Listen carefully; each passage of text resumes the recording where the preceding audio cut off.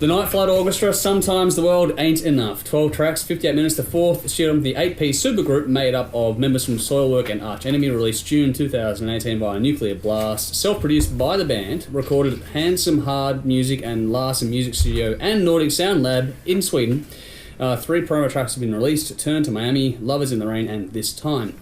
This one has been anxiously awaited for a while now after how well the last album went with certain panellists on the show, and now we're going to throw to Dave to give his feedback. Yeah, I wasn't one of those panellists. Here we go. Okay, Let's go. What genre is this meant to be? I know it's not metal, but am I supposed to be reviewing this as rock? Or is it something else? Because I'm confused. I know a lot of people love this band, but for me they're very hit and miss. Some parts are good, verging into great, but other parts get far too into porn soundtrack territory, and are just a tad too popish and show tune to even be closely related to rock. And that's the problem. It's parts that tend to stick out for me rather than actual songs. I know people criticise Dream Theater for various reasons, but at least their songs have a flow with a start, middle and end. It's not just bits that stand out.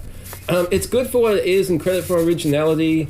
There's no one else doing music like this today, but it all comes down to your taste, and you either love it or hate it, and I certainly don't love it. 5 tracks in and I was getting really bored. I had to check how long this thing was going to go for, and it was 58 minutes. And I found the album to be tormenting me when the song called It Can't Be That Bad. Yes, it fucking can. 3 out of 10. And wow. I kept coming back to this, trying to like it. I gave it multiple chances, and my rating kept dropping. It was 5 originally. So, 3.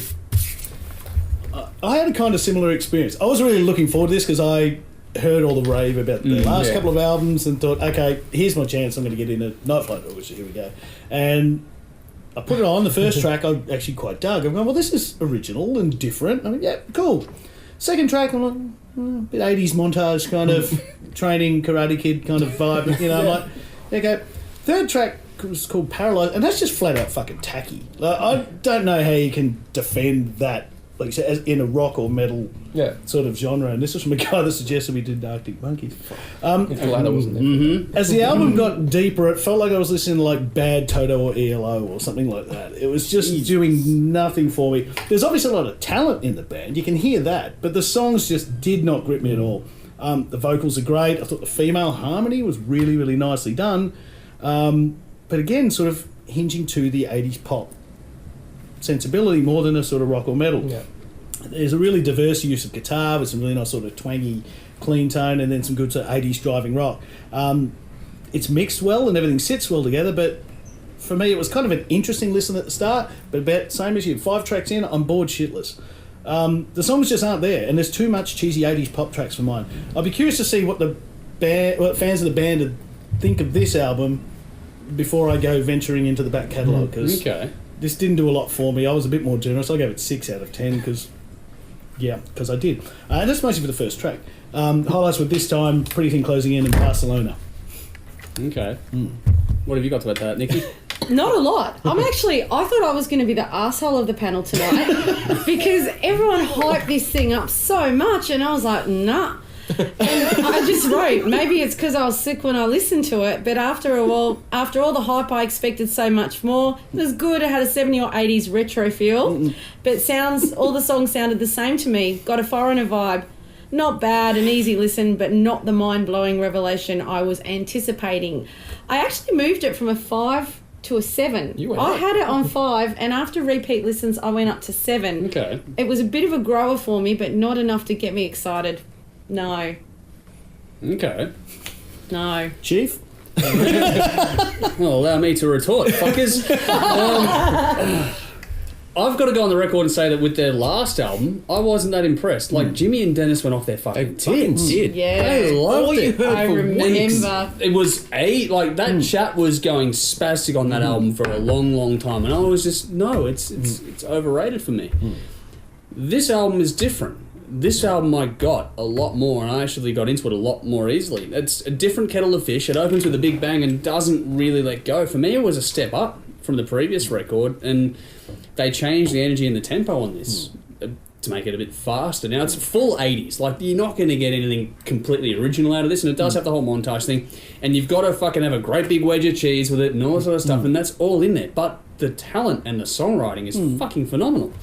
For an 8-piece, the mix is fantastic. So well balanced with fantastic depth and space. Love the subtle layering on this as well. It's so well done. It's got just the right amount of polish applied to it. It's glossy as it should be for this style of music, and it's self-produced by the band. Like, that's fucking great. If you want a band to bring back the 80s, then this is the band for that. You're going to get everything out of the 80s, the good and the bad, but it's all in one album, and that's kind of the fun appeal to it. I guess if you don't take it seriously, it's a fun listen. It's got big hooks, fantastic and memorable lyrics, I thought, and good luck not singing along to it, apparently. I'm the outsider in this regard. Singing alone. Now, clearly, and I'm sure it won't be the first or last time either. And don't even worry about the performances. These guys are stunning. Every aspect of this band is done to perfection in that regard. It's amazing. Bjorn Street has simply outdone himself on the vocals as far as I'm concerned. I found them amazing. It's got fantastic groove. If you're not these guys, you'll be singing along in no time, but you'll also be toe-tapping and head nodding if you have a pulse. I'm going to have to check theirs after this review's done.